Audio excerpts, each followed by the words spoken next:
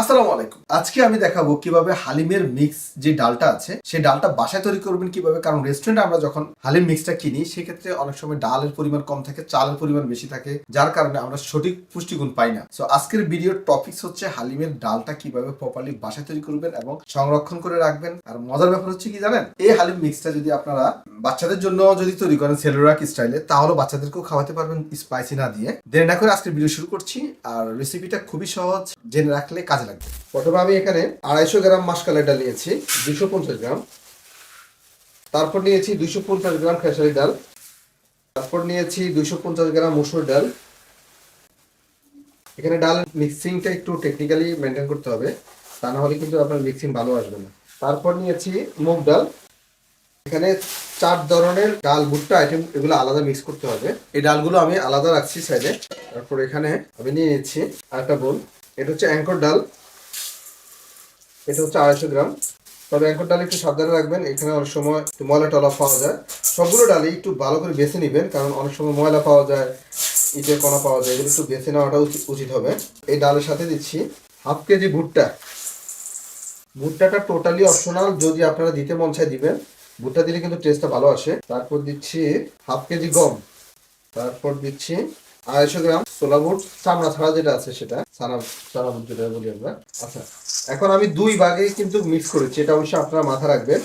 এখানে বড় দানার যেই ডাল এবং গম আছে সেগুলো একটা জায়গায়, আর আরেকটা হচ্ছে যেগুলো ছোট দানা, মসুর ডাল, মুগ ডাল, খেসারি ডাল, এগুলো মাসকলাই ডাল, এগুলো একসাথে মিক্স করেছি। কিন্তু চালটা আলাদা আছে, চাল আলাদা আছে। এটা হচ্ছে চালের খুদ, যেটা আর কি বলি হয় পোলাও চালের খুদ, সেটা আলাদা আছে। সেটার টেকনিকটা পরে বলতেছি।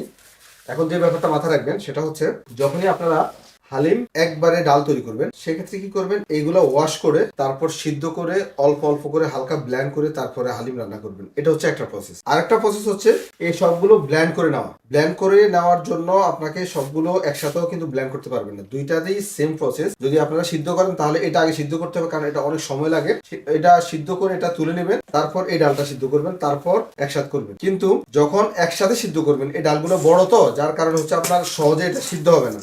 এই জন্য গম সিদ্ধ হতে অনেক সময় লাগে, এই জন্য এগুলো আলাদা সিদ্ধ করে তারপরে করবেন। কিন্তু আমার কাছে সহজ যেটা মনে হয়, এগুলো ব্ল্যান্ড করে নাও। আমি কি করব, এটা আলাদা ব্ল্যান্ড করব এবং এই ডালগুলো আলাদা ব্ল্যান্ড করব, তারপর লাস্ট মুহূর্তে সবগুলো একসাথে দিব। আর চাল কিভাবে মিক্স করবেন সেটাও আমি দেখাচ্ছি। আচ্ছা, তারপর আমি ব্লেন্ডারে আমি এগুলো পাউডার করব। প্রথমে আমি বড় দানাগুলো ডালগুলো নিচ্ছি। এখানে একটা যে টেকনিকটা মাথায় রাখবেন, আপনাদের বাসায় যাদের ব্লেন্ডার আছে, বাসায় ব্লেন্ডার ছোট যে জারটা আছে, একেবারে বড়টা না, মিডিয়ামটাও না, ছোট যে জারটা আছে যেটাতে আমরা মশলা পাউডার করি, সেম ওই জারে অল্প অল্প করে পাউডার করবেন, এটা মাথায় রাখবেন। যদি বড় বড় যে জগটা আছে সেই জগে যদি দেন, সেক্ষেত্রে পাউডার হবে না। মিডিয়াম যেটা আছে সেটা হবে কিছুটা, পরিপূর্ণভাবে না। একেবারে ছোট যে জারটা আছে সেটাতে আপনারা পাউডার করবেন। আর এটা মিক্স করার পরে প্রয়োজনে 2 দিন ভরে পাউডার করার কোনো অসুবিধা নেই, তবে ব্লেন্ডারের উপর প্রেসার কম দিয়ে।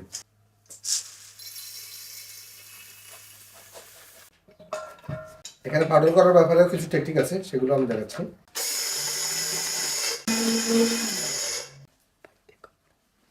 বড় দানার যে ডালগুলো থাকবে সেগুলো সম্পূর্ণভাবেই ব্লেন্ড করে নেবেন। বড় দানার ডালগুলো, তারপর গম, তারপর হচ্ছে আপনার ছোলা বুট, ব্যাস। তবে এখানে ভুট্টার যে দানাগুলো আছে সেগুলো হালকা একটু আড়া ভাঙ্গা রাখবেন। এটা অটোমেটিকলি আপনি যখন বাকিগুলো ব্লেন্ড হয়ে যাবে, আমি দেখাচ্ছি, বাকিগুলো অটোমেটিকলি হচ্ছে আপনার, দেখছেন, এই যে দেখেন ব্লেন্ডটা কেমন হয়েছে। ভুট্টার কয়েকটা দানা আস্তে আস্তে আছে, আর বাকি সবগুলো ব্লেন্ড হয়ে গিয়েছে। তারপর দিচ্ছি ছোট দানার ডালগুলো।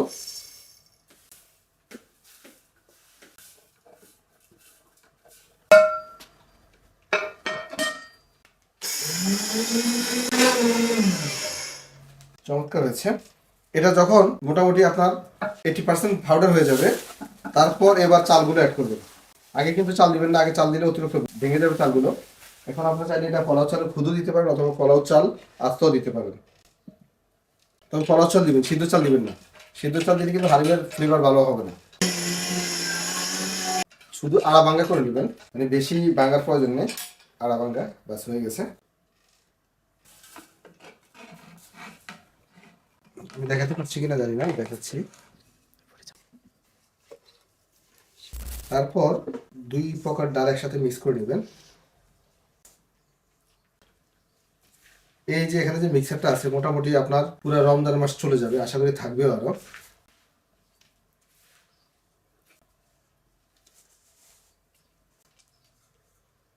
তারপর এক সাইড থেকে এভাবে মিক্স করবেন, অথবা বড় একটা পাতিলে নেবেন, বলে নেবেন, নেওয়ার পর ভালো করে এক সাইড থেকে মিক্স করবেন, তাহলে প্রপারলি সবগুলো ডাল মিক্স হয়ে যাবে। এখন এই শুকনো ডালের হালিম রান্না করার জন্য যেটা আমরা সবসময় ভুল করে থাকি সেটা হচ্ছে আমরা কি করি, পানিতে ভিজিয়ে ইনস্ট্যান্ট রান্না করি। এটা কখনোই করা যাবে না। আপনি যখনই হালিম রান্না করবেন একদিন আগে ডালগুলো পানিতে এই মানে এই ডাল মিক্সারটা পানিতে একদিন আগে ভিজিয়ে রাখবেন, একদম প্রপারলি একদিন আগে। যতটুকু ডাল মিক্সার দিবেন তার 4 ডাবল পানি দিবেন। কতটুকু? যতটুকু ডাল দিবেন, ডাল মিক্সার দিবেন, ধরেন 1 কাপ ডাল মিক্সার দিয়েছেন, 4 কাপ পানি দিবেন, তাহলে আপনার মিক্সারটা প্রপারলি পানিতে ভালো করে ভিজবে। আর তার হলে পানি কম দিলে উপরে শুকিয়ে আসবে, ভালো করে ভিজবে না। আর হালিমের ডাল মিক্সার যতটা যদি আপনার প্রপারলি যদি না ভিজে তাহলে হালিম কখনোই ভালো হবে না, হালিম শক্ত থেকে যাবে, দানা দানা থেকে যাবে। তো আজকের আমি হালিম মিক্সারটার ভিডিও দেখিয়েছি, পরবর্তীতে কিভাবে হালিম তৈরি করবেন সেই টেকনিক A to Z। যেহেতু এই হালিম মিক্সার রেডি আছে, এখন আমি হালিমটা কিভাবে তৈরি করবেন সেই টেকনিকটা A to Z আমি আপনাদেরকে দেখাবো। আর এই হালিম মিক্সার দিয়ে আরো স্পেশাল 2-3টা রেসিপি দেখাবো, যেগুলো আপনারা বাচ্চারা বা যে কোনো সময় 12 মাসে আপনারা খেতে পারবেন, খুবই এনজয় করতে পারবেন,